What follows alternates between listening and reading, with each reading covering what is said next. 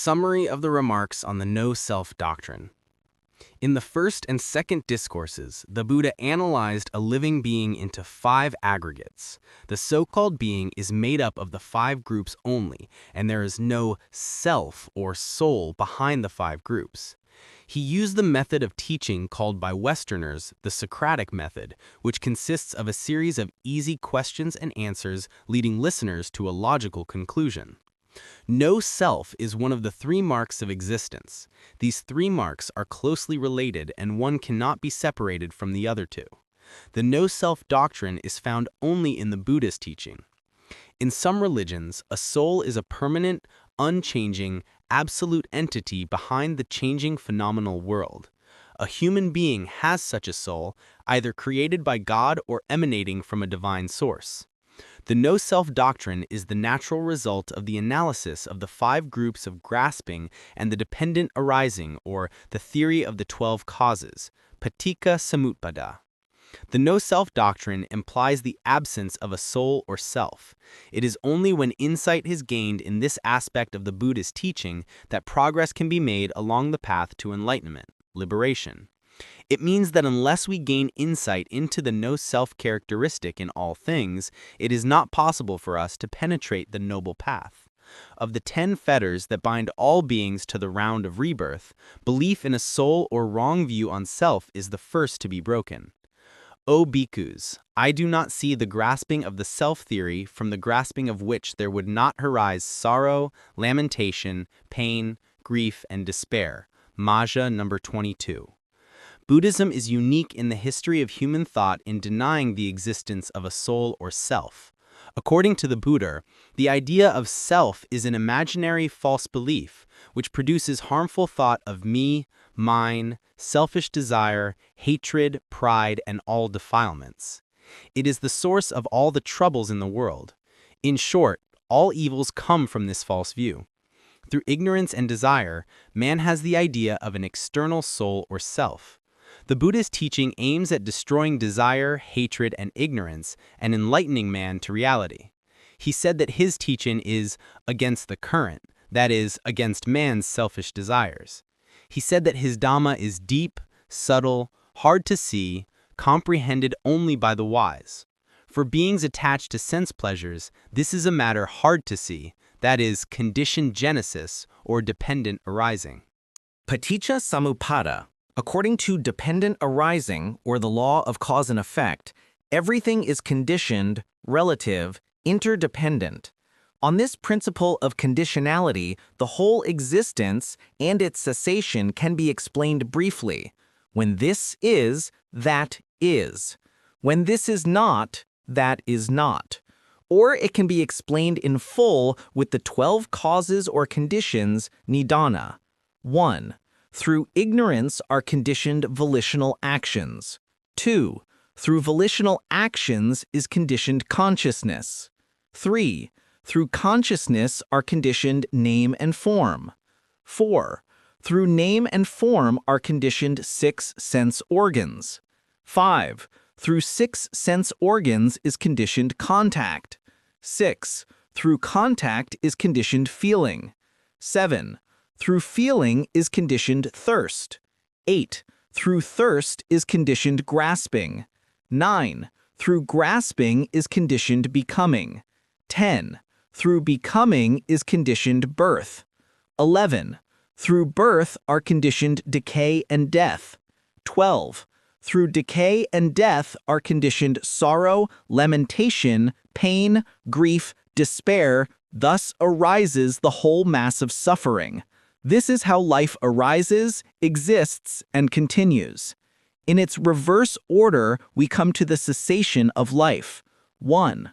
Through the cessation of ignorance, volitional activities cease. 2. Through the cessation of volitional activities, consciousness ceases. 3.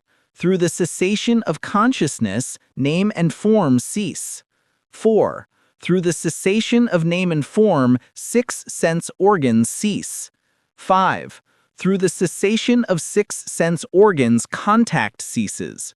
6. Through contact, feeling ceases. 7. Through feeling, thirst ceases. 8. Through thirst, grasping ceases. 9. Through grasping, becoming ceases. 10. Through becoming, birth ceases. 11. Through birth are conditioned decay and death. 12.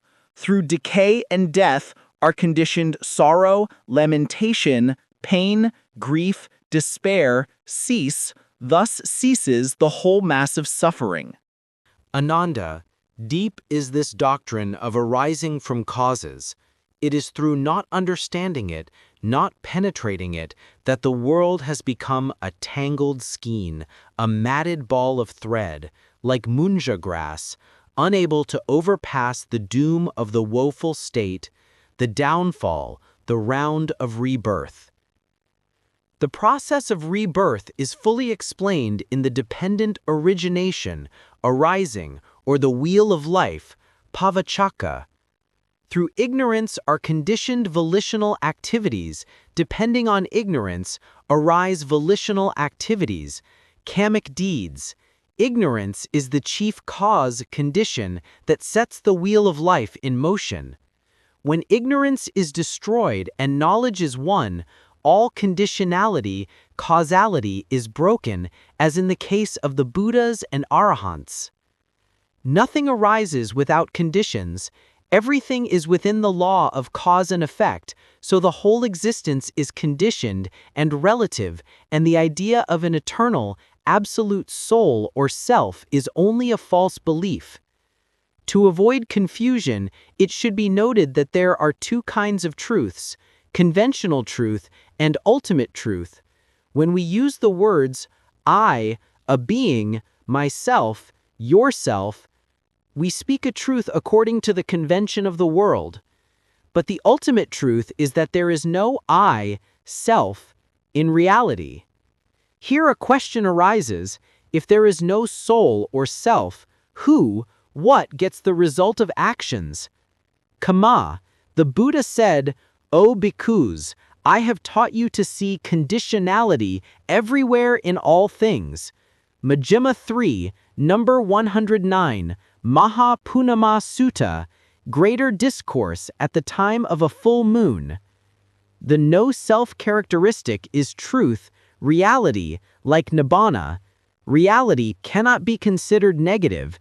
It is a false belief in an imaginary self that is negative. The teaching on no-self removes the darkness of false belief, ignorance, and gives the light of wisdom. It is positive.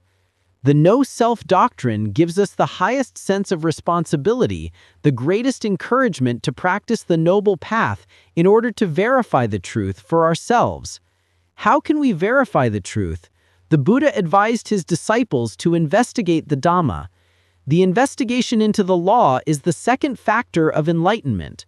Only by constant striving and mindfulness can we gradually remove ignorance, just as the Buddha said in Dhammapada verse 239. By degrees, little by little, from time to time, a wise man should remove his impurities, as a smith blows away the impurities of silver. Such an effort to purify oneself is by no means easy. But the Buddha is a realistic teacher. He said that the first marvel of his Dhamma discipline is that the training is gradual, the progress is gradual, there is no abrupt penetration of knowledge. Anguttara 4.